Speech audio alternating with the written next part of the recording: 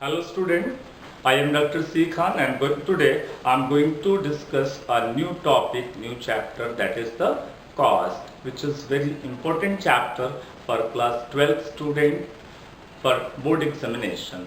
Now cost का concept क्या है, cost का exact meaning क्या होता है, cost का concept क्या है.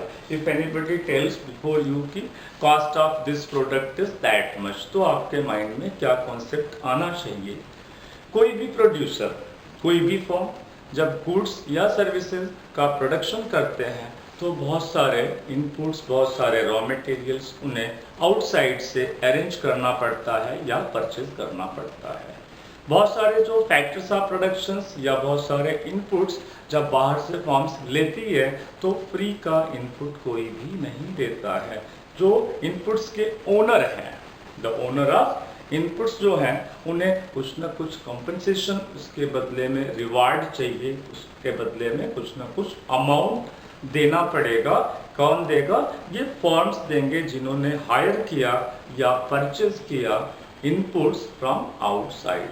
तो कॉस्ट का एग्जैक्टली क्या मतलब होता है, इकोनॉमिक्स में देखते हैं. कॉस्ट मीन्स है टोटल एक्सपेंसेस ऑन प्रोडक्शन. किसी भी प्रोडक्ट की कॉस्ट का मतलब होता है कि उस प्रोडक्ट को बनाने में टोटल एक्सपेंसेस कितने हुए हैं. टोटल एक्सपेंसेस कहाँ पे होते हैं, एक्सपेंसेस फर्म कहाँ पे करती है, इसको थोड़ा मैन्युटली समझिए. एक कोई भी फर्म है, उसने डिसाइड किया कि वो गुड्स X का प्रोडक्शन करेगी. फर्म ने डिसाइड किया कि गुड X का प्रोडक्शन फर्म इटसेल्फ करने जा रही है, जिसके लिए उसे 5 इनपुट्स की जरूरत है. Input 1, 2, 3, 4 and 5. उसे 5 इनपुट्स की जरूरत है. इनपुट 4 एंड 5 उसके ओन है, अपने खुद के हैं. As well as input 1 2 3, input first, input 2, input 3, ये उस फर्म ने गुड X को बनाने के लिए बाहर से, आउटसाइड से हायर किया या परचेज किया. इनके लिए एक्सपेंसेस सपोज की 5,000, 1,000 एंड 2,000 रुपीज के करने पड़े. फर्म एक्स गुड्स बनाने जा रही है. एक्स गुड्स को बनाने के लिए इनपुट फर्स्ट, सेकेंड, थर्ड बाहर के किसी फर्म से या किसी ऑनर से परचेज किया या हायर किया, जबकि इनपुट 4 एंड 5 वो उसके खुद के अपने इनपुट्स हैं. उसकी ओनरशिप फर्म के पास खुद ही है, उनकी है. फर्स्ट इनपुट के लिए 5,000 का एक्सपेंडिचर करना पड़ा, सेकंड के लिए 1,000 का, थर्ड के लिए 2,000 का, और ये जो 4th एंड 5th इनपुट्स हैं वो सिंस फर्म के खुद के हैं, सेल्फ है, ओन्ड है, इसलिए इनकी पेमेंट नहीं करनी पड़ी. बट अगर से ये बाहर से लिए जाते तो 1,000 इसको देना पड़ता एंड फॉर 5th 1,000 यहाँ पे भी देना पड़ता. वैल्यूज रुपीज में है. तो गुड X को बनाने में 5 जो है इनपुट्स यहाँ पे यूज हुए, और इन इनपुट्स को 5,000, 1,000, 2,000, 1,000 एंड अगेन 1,000 में हायर करना पड़ा या परचेज करना पड़ा. तो गुड X की जो कॉस्ट होगी, cost of good X will be 5,000 plus 1,000 plus 2,000 plus 1,000 plus 1,000 means 10,000 होगी. इससे आपको क्या समझ आया, क्या आप समझे? What point you just got from this example? This is a very simple example that is being produced before you, presented before you, to just make you clear the concept of cost, कि cost का मतलब क्या होता है economics में. तो cost का मतलब ये हुआ कि किसी भी गुड्स को बनाने में टोटल मॉनेटरी एक्सपेंसेस। हम लोग यहाँ पे मनी कॉस्ट की बात कर रहे हैं। कॉस्ट के डिफरेंट कॉन्सेप्ट्स होते हैं। कॉस्ट का एक कॉन्सेप्ट रियल कॉन्सेप्ट होता है, वो थोड़ा इससे मनी कॉन्सेप्ट से काफी ब्रॉड है। Later on we will discuss over that. तो हम बात कर रहे हैं कि मनी कॉस्ट इस गुड एक्स की क्या हुई। इस गुड एक्स को बनाने में जो कॉस्ट फर्म को बियर करनी पड़ी, फर्म को जो कॉस्ट पे करनी पड़ी, तो एग्जैक्टली दैट इज 10,000। तो cost means total monetary expenses incurred on production of any commodity by the firm। अब यहाँ पे इस एग्जाम्पल में थोड़ा माइन्यूटली ऑब्जर्व करें हम। while we are observing minutely, तो यहाँ पे जो फैक्टर्स ऑफ प्रोडक्शन या जो इनपुट्स यूज किए गए इस गुड एक्स को बनाने में, वो इनपुट्स 2 क्राइटेरियाज में क्लासिफाई हो सकते हैं on basis of ownership of this inputs. अब आप ये देखो 3 ऐसे इनपुट्स हैं। 3 इनपुट्स आर हियर, 1 2 3। ये फर्म ने बाहर से लिया। And 4th and 5th 2 inputs are such inputs which are owned by firm itself। तो एक्चुअल में जो पेमेंट की गई वो तो 5,000 प्लस 1 प्लस 2 मीन्स की 8,000 रुपीज की पेमेंट की गई by the firm to home, to outsiders. तो जो पेमेंट एक्चुअली आउटसाइडर्स को की जाती है by the firm in order to produce the goods, उसे बोलते हैं explicit cost. Explicit cost, explicit cost का मीन्स होता है पेड आउट कॉस्ट। ऐसी कॉस्ट जो फर्म ने आउटसाइडर्स को पे कर दी, that is the explicit cost. As well as ये जो 2000 की यहाँ पे इस एग्जाम्पल में कॉस्ट आ रही है, ये 2000 की कॉस्ट होना तो चाहिए कि इनके ओनर्स को पेमेंट करनी चाहिए, but owner at the same time firm खुद ही है। इस वजह से, इस रीजन से ये 2000 का पेमेंट किसी को नहीं किया जाएगा। फर्म खुद से खुद को पेमेंट नहीं करेगी, सो ये पेमेंट की नहीं गई। तो अगर से हम लोग थोड़ा केयरलेस हों कॉस्ट ऑफ एक्स गुड्स का कैलकुलेट करने में, तो हम लोग 8,000 यहाँ पे ऑप्टेन करेंगे, जो कि रॉन्ग होगा।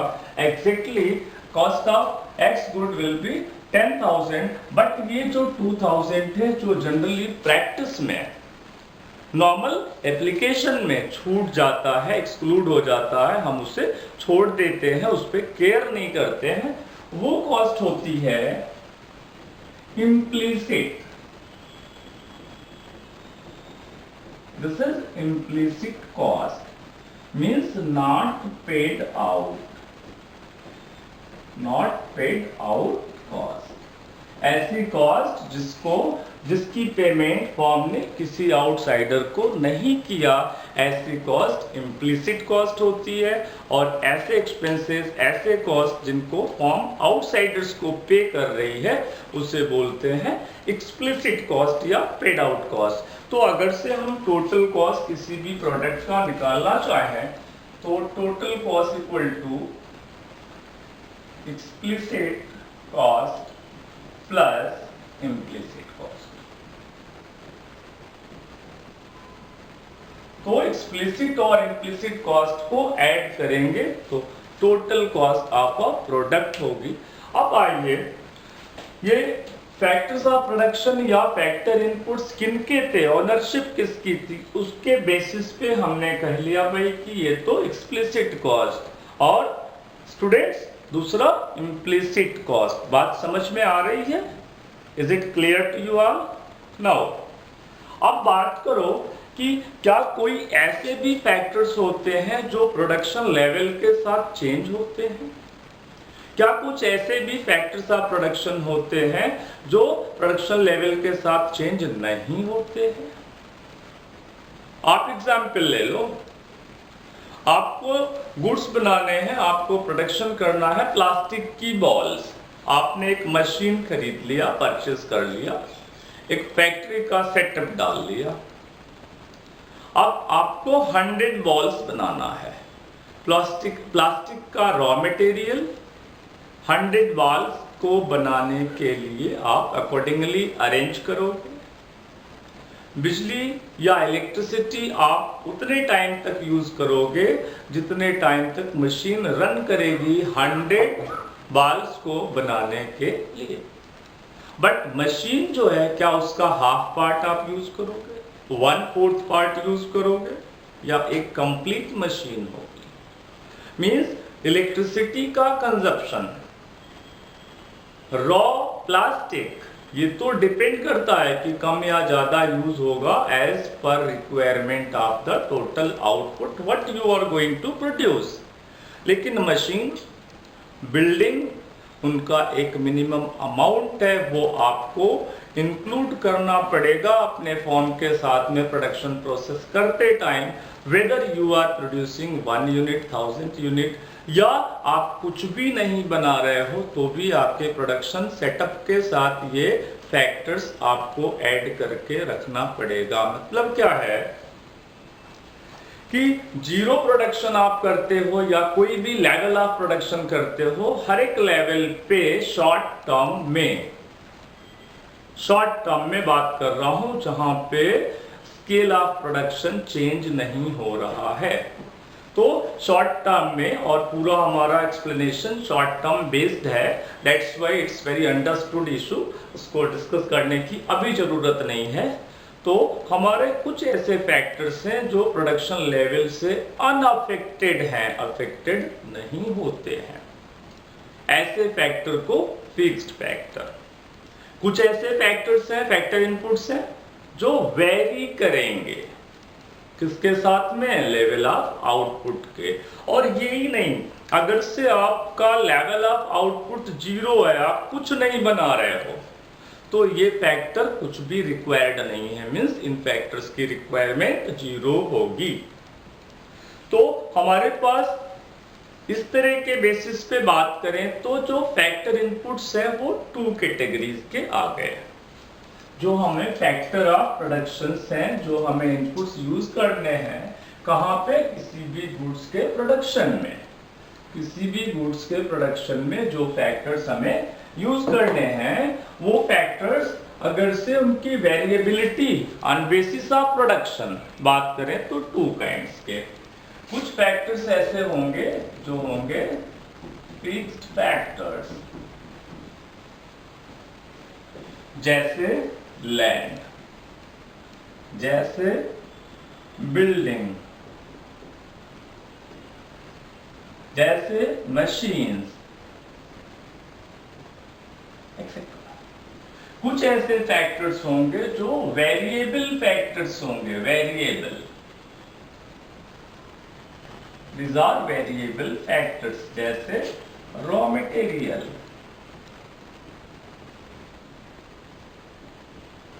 Electricity, daily veg workers, daily workers. तो हमारे पास फैक्टर्स ऑफ प्रोडक्शंस जो वेरिएबल है, कुछ फिक्स्ड है। तो यहाँ पे फिक्स फैक्टर पे जो हमने एक्सपेंसेस किया in order to production of commodity या गुड्स, तो यहाँ पे जो कॉस्ट इनकर्ड हो रही है, यहाँ पे जो खर्चे आ रहे हैं फिक्स फैक्टर पे, उसको बोलेंगे फिक्स्ड कॉस्ट। वेरिएबल फैक्टर्स को अरेंज करने के लिए, ले आने के लिए, यूज करने के लिए इन्हें जो पेमेंट दी गई वो है variable cost.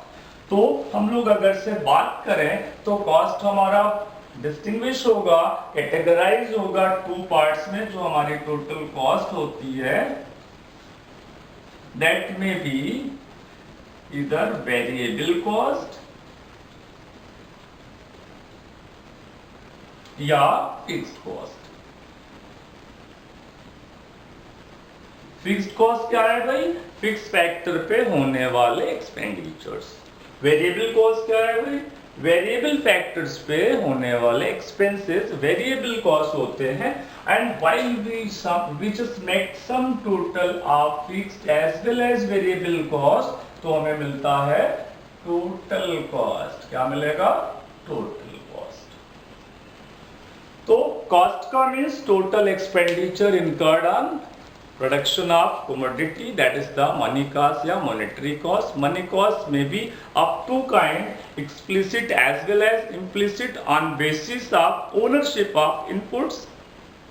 Money cost may be of two kinds, variable cost or fixed cost on basis of variability of factors as per the level of output.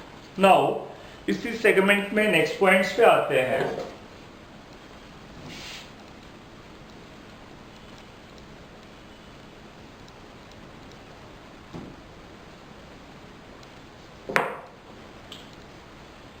This is TVC. तो बात करते हैं पहला टोटल फिक्स्ड कॉस्ट की, TFC short में बोलेंगे। This is the total expenses या total expenditure incurred on fixed factors only, and total fixed cost remains unchanged or constant at all the level, even at zero level also.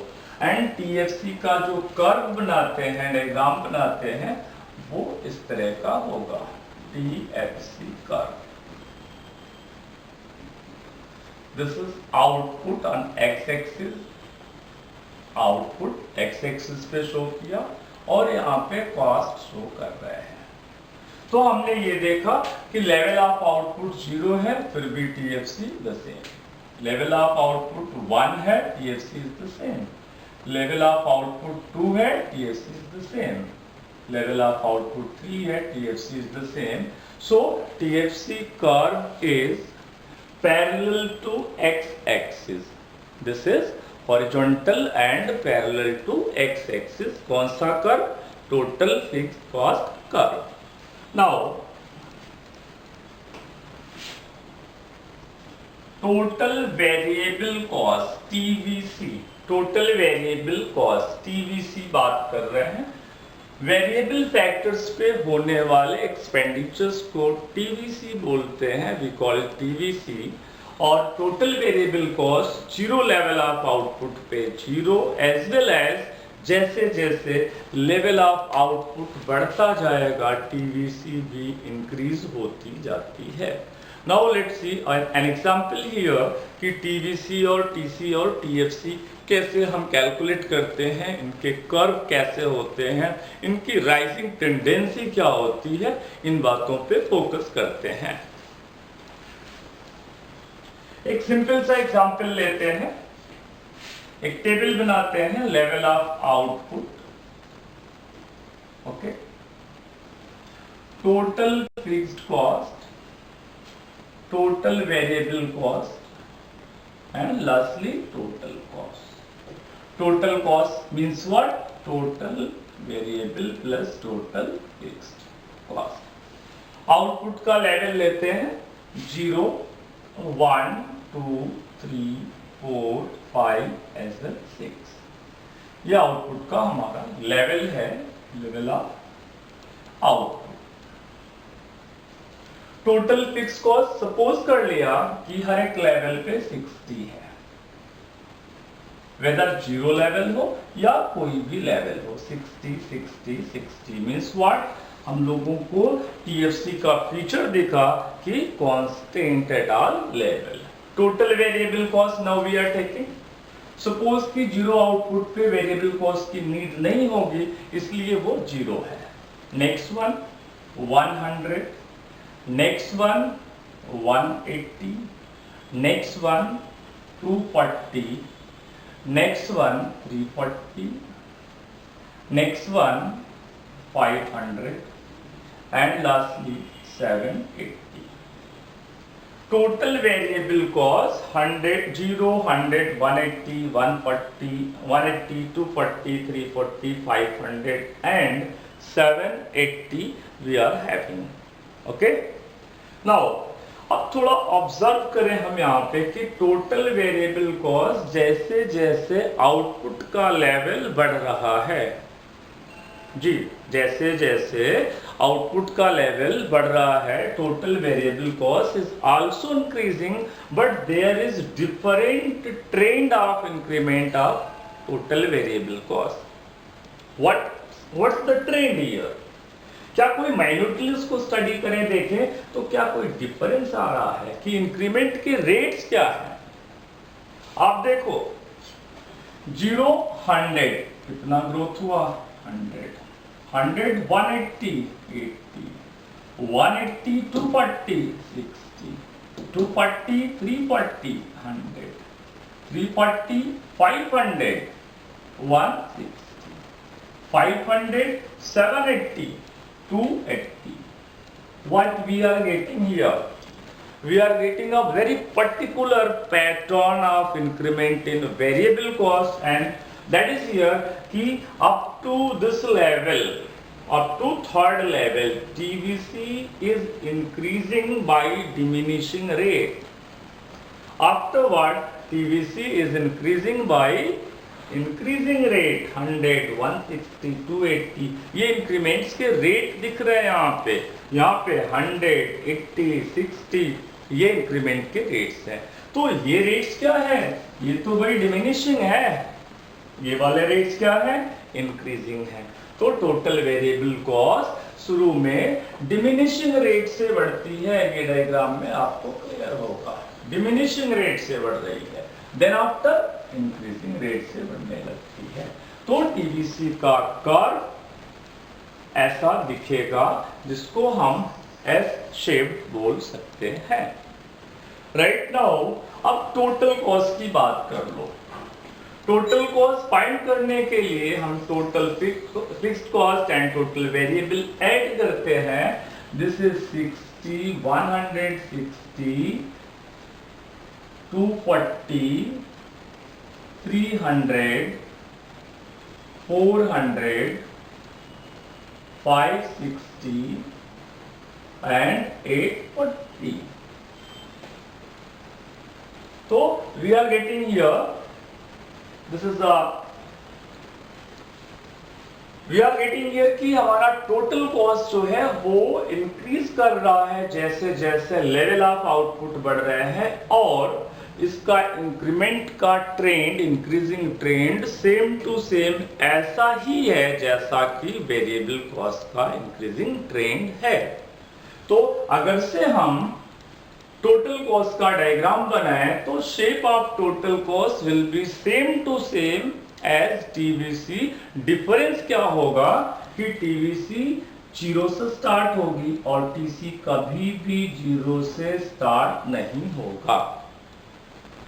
TVC वहीं से start होगा जितना total fixed cost या TFC होगा, because TC equal to TVC plus TFC. Suppose कर लो कि 0 level पे आपको 0 लेवल प्रोडक्शन हो रहा है, तो 0 लेवल प्रोडक्शन हो रहा है, इट्स ओके. वहां पे वेरिएबल कॉस्ट तो कुछ भी नहीं आएगी, बट फिक्स्ड कॉस्ट तो आएगी. तो this is the fixed cost, उसमें ऐड हो जाएगी वेरिएबल में. वेरिएबल तो 0 है, फिक्स कॉस्ट ऐड हो गई तो वहां पे बना टोटल कॉस्ट. तो 0 लेवल पे total cost total fixed cost के बराबर होती है. At 0 level TC equal to what? TFC. Suppose कर लो यहाँ पे डायग्राम में हमने टीएफसी को यहाँ पे शो करा है. टीएफसी तो टीसी हमारा स्टार्ट होगा यहाँ से and like this is the TC, और टीसी एंड टीवीसी के बीच का जो डिफरेंस होगा वो होगा टीएफसी. तो अभी अभी हम लोगों ने ये सीखा कि टोटल कॉस्ट क्या होती है इकोनॉमिक्स में. टोटल कॉस्ट क्या है, वेरिएबल कॉस्ट क्या है, फिक्स्ड कॉस्ट क्या है, एक्सप्लिसिट कॉस्ट क्या है, इम्प्लिसिट कॉस्ट क्या है. Different concepts we have learn. अब इसके बाद नेक्स्ट सेगमेंट में, नेक्स्ट वीडियो में हम लोग इसके डिफरेंट यूनिट कॉस्ट पढ़ेंगे, उनके फॉर्मूलेस कैसे डराइव करते हैं वो देखेंगे. कैसे लर्न करेंगे, न्यूमेरिकल्स कैसे करते हैं उस पर स्टडी करेंगे. You just keep on watching this video of next segments of this video and subscribe it. It will be very fruitful for the student at senior secondary level of CBSE board. Thank you.